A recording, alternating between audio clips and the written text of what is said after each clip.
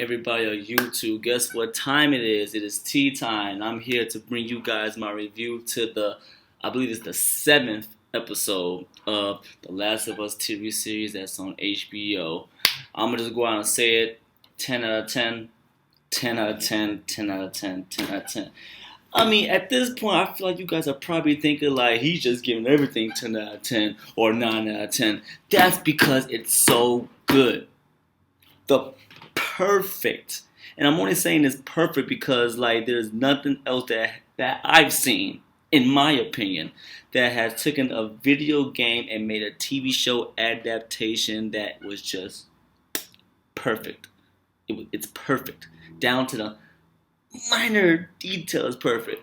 In this episode, we're getting Ellie's past. This whole episode is about Ellie's past. If you played the video game of The Last of Us, they had a DLC content that came with the game called Left Behind, whereas the Left Behind DLC is all about basically Ellie's past, about what she was doing before she met Joel, and how she basically got infected, basically. And basically about the other girl who was played by Storm Raid. I'm sorry if I'm pronouncing her last name right, but her first name is Storm. She's playing as Ellie's best friend and crush, Riley. And it's really good. First off, she's done an amazing job playing Riley. She's done an amazing job playing Riley. Like, she really has taken that character from the video game and brought her to life. I really do like this. What I also like about this episode is that we get more of Ellie. I mean, when I say more of Ellie, I mean like the whole thing. Ellie is the main spotlight. Like, it's all her. We get to see Bella Ramsey put her foot into this character and bring it better, in my opinion, better. Like, there's nothing about this episode that I can honestly say I did not like.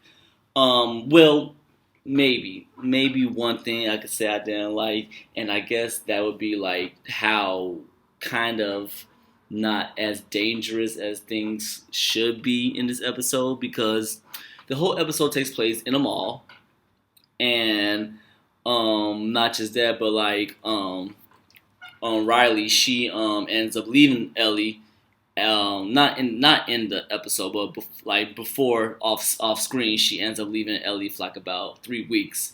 She goes join the Fireflies basically, and I guess in those 3 weeks she goes under training with them to be like a soldier or whatever. And it's like, I mean, they're kids. I get that they're still kids, but the sense of like danger around them is kind of low in this episode. Kind of low. I mean, I'm thinking about putting in my shoes. I'm with my crush, right? Me and her, and we're at like an abandoned mall in a world where like affected could be anywhere.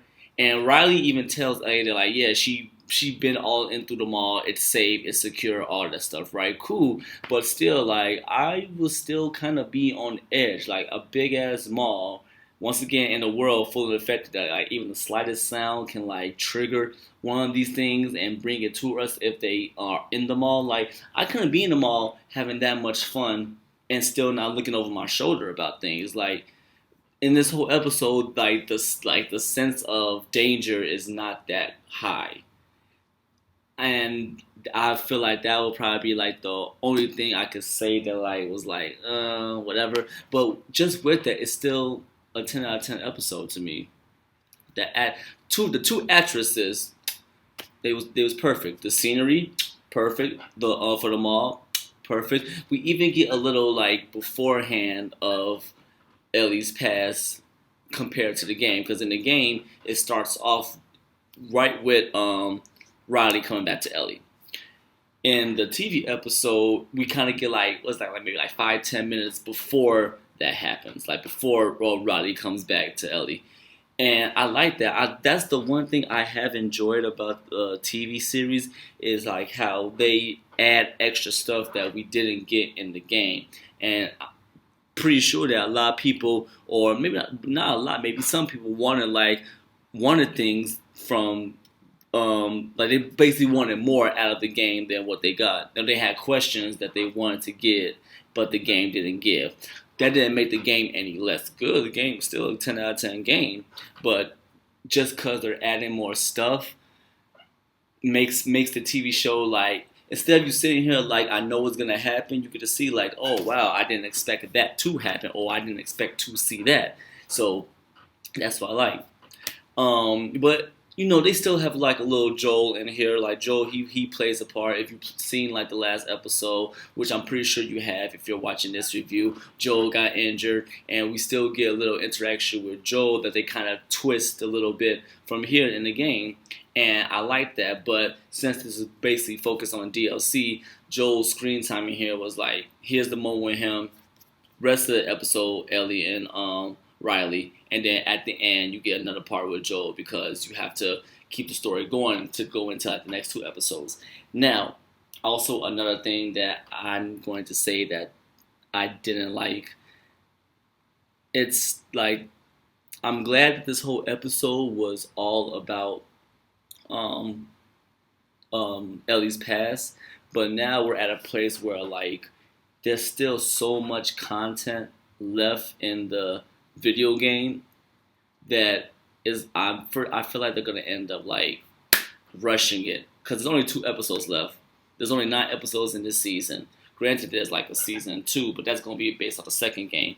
So I feel like we need like at least one more episode. We need like 10 episodes instead of 9, because basically the stuff that's happening next is gonna be still involving Ellie and a situation that builds her character even more, and then after that it's stuff that them still trying to get to the Fireflies, and then a decision that Joel's gonna have to make.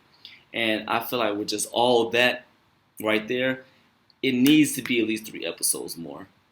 Otherwise it's gonna feel rushed to me. Now, granted, they've been doing a good job, so I'm curious to see like how they gonna like put the rest of the game into these last 2 episodes, and I just don't want it to feel rushed. That's my worry. That's my worry, and that's another thing that I had wrong. Well, I felt that was like kind of making me like with the TV show. But besides that, like I said, 10 out of 10 episode. That's me. The actresses Storm and Bella, beautiful. The environment, the mall looks just like the game. I kind of like that how they took, instead of the game, they had, well, in the game when the 2 are in the arcade room, they was playing this game, and instead of them having that game, it was more combat, and that was nice too. I like that how they implemented like how Ellie likes the joke books, how she got the book, where she got the book from was from Riley. The Mortal Kombat reference that she mentions in, I think it was episode 2 when she was with Joel. Now that people know, she got that with Riley. And it was just nice to see them basically bring these 2 characters that basically, I'm not going to say how everything started with them, but, well, kind of like how everything kind of did started, because, the whole thing was about getting Ellie to the Fireflies. They get the cure out of her because she's immune. I just like how TV-wise, we got like a basically seeing how everything began. Now, one more thing I could say that they might put it in the beginning of the next episode is if Ellie had to end up killing Riley, because no secret, no spoil, Ellie's immune. So 9 out of 10, Riley wasn't, obviously, because Ellie told Joel that like everybody that she ever knew has either died or left her. So, and she also said, I think it was like episode 3 or 4, she told Joel like it wasn't my first time like killing somebody. So off the top of the head, you're thinking like, okay, so that must have had to been Riley that she had to kill because Riley ended up turning. Are they going to put that in the next episode and like begin it there? I would love to see that, but once again, that'll just be more stuff that will take away from the main game of everything. But for everybody that has not seen the episode yet, have not played the game yet, and you just want to come in and look at my beginning review and overall summary of the episode, I appreciate you guys, and this is where you guys will click off because I know you want to go watch that episode. Links to my socials are all down below. Follow me on all those. Hit the bell to be notified when I go live, when I drop any other new content on my channel. And I will see you guys later. But to everybody else that's staying for the spoiler section, where I basically go deeper into the episode, you'll stay here, and we'll begin in 3, 2, 1. Here we go. Okay, so once again, takes off right after where episode 6 took off. Joel is injured. He feels like he's dying. Well, he is bleeding, like he got stabbed, like right there. So he's like kind of bleeding out. Ellie was able to get him out from outside, and she put him inside this abandoned house that they was at. And he's trying to tell her, like, look, I'm basically dead. I'm dying. Go north, go back to Tommy's, and live. And at first, Ellie was like, no, I'm not going to leave you. But he was like, go, like, really go. You can't stay here. If they find you, they will kill you. Go back to Tommy's. So as she gets up and she's actually thinking about leaving, that's when we're cut to the past. Her history, basically. Like, it stops right there, and it goes back into where everything started with her. Because I feel like in that moment, that's like a pivotal moment for her, because I'm guessing that she had to do that in the past with everybody after she got bitten, like up and leave them. But I'm guessing it's like she's having a moment like, do I really want to do this or not? But I'll go into that later as I give the review. So basically, Ellie is trained to be an officer. She's with they call them Fedra, their new government or whatever. And she's a bit of a problem, well, not a problem. It's more like other people are like picking on her. She ain't dealing with it, so she ends up fighting somebody and putting them in the infirmary to get them 16 stitches. I'm like, damn, girl, that's tough. And she ends up talking to, I guess, one of the deans or principals or whatever military supervisor of the academy that she's in. And he basically he gives her a choice. He gives her a choice with like I think like a cup and some keys, because he tells her, he's like, Ellie, you're a smart kid. You're just acting stupid. So you got two choices. You can either take this path to where you get on guard, you go out there, you basically do the grunt work, and you get ran over by people who been picking on you. Or you take the other way, you stay in the books, you do what's right, and you become a head lead officer and get to tell the bullies what to do. And in this moment, Ellie's smart. She's like, fine, I'll take the other way because it seems smarter. So she goes back to her room. She's reading her comics that she has in her room, and they say, lights out, time to go to sleep, all that good stuff. As she's getting ready to go to sleep, a window races up, and at this point, I didn't really know what was happening. It's like Riley was trying to scare her, which she did. She scares her, and Ellie pulls out her knife, and she was like, oh shit, it's Riley. And they have a moment. She was like, where you been, Riley? She was like, you've been gone for 3 weeks. So Riley was like, I basically joined the Fireflies. And they had like a little moment like, you joined the Fireflies, what the fuck is wrong with you? And Riley's like, what with me was wrong with me? I told you I was going to do this. Whoop the bam, having a discussion, and then Riley's like, come out with me. I want to show you something because I can't be here for long, basically, right? So Ellie agrees. They leave her room and they end up going into the mall where Riley cuts on the power of the mall, and Ellie's like, wow, this is cool. Because I'm guessing she never really been in the mall and all that. She was like fascinated by the escalators, and I guess they called it like one of the 5 wonders of the mall, where like you go up or down escalator and still stay in the same place. And I really didn't pay attention that much to the wonders. I know that was one, and another wonder was something in the arcade room, but yeah. So they're going through the mall, basically talking and bonding. They end up seeing like a dead guy who, I guess, he killed himself off whiskey and pills, suicide I think it was, and decided to take that. They started drinking, going on the merry-go-round. I think the merry-go-round was like the second wonder of the mall they're talking about. Go on the merry-go-round, drinking the whiskey, stop by Victoria's Secret and Riley talking about some, I could see you in that. They low-key off flirting, but not really flirting type stuff. They go on the phone, not the phone booth, the photo booth, and take pictures. That was another wonder that they was talking about. I'm like I said, I really didn't really pay attention to the wonders like that. I was just like, and me, I was like, I remember that from the game. I remember her telling Ellie the jokes from the prop book that they not prop book the corny joke book that she had. So yeah, they're just bonding and like enjoying each other's time and everything. And they go into the game room, and apparently Riley told Ellie, she was like, yeah, I spent all day making sure this place was good, that I was able to get these coins for us to play the game and everything. And they start playing Mortal Kombat and, you know, still enjoying each other's time. While they're doing that, the camera goes off screen to show us that there's a infected that's waking up in the Victoria's Secret area of the mall. And I kind of liked it how they did this. Like they didn't do like 10 or 5 to 10 infected, because honestly, these two against 5 and 10 infected wouldn't have survived at all. Like in the game, that's different, but in here they only got it to 1 infected, which is durable and is good. For those two, cool. So after they get done playing the game and everything, Riley takes her to the taco stand, and this is where Ellie finds out that Riley has not actually taken her there for fun. Well, she took her there for fun, but she finds out like it wasn't just a coincidence that they go there. That Riley was actually stationed there in the mall. She was just stationed there in the mall because Riley finds pipe bombs, and I mean not Riley. Ellie finds pipe bombs, and Ellie is like, "So what? You going to use this on Fedra, on our people?" And Riley's like, "I wasn't going to use it on you. I was trying to convince Marlene that I didn't want to use it on you guys."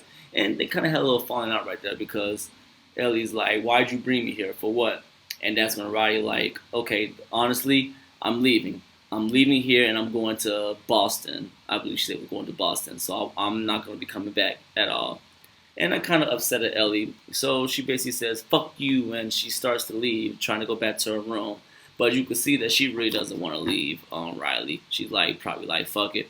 This is going to be my last night with her. I'd rather it be with her and enjoy myself with her." So she goes back.